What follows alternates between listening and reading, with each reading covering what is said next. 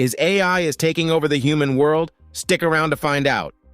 Artificial intelligence is evolving rapidly, but how exactly is it learning to think like humans? Let's dive into the fascinating world of AI and machine learning. Before we continue, make sure to like and subscribe for more mind-blowing insights, and don't miss our next clip, Will AI Replace Humans?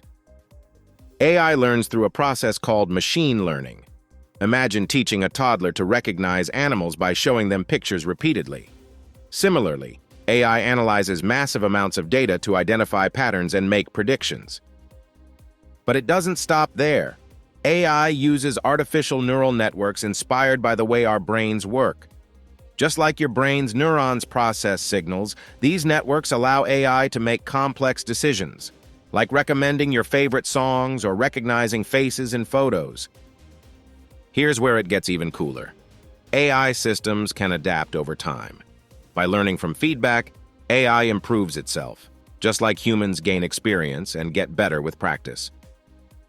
However, there's still a major difference. While humans think creatively and emotionally, AI processes data with logic and speed.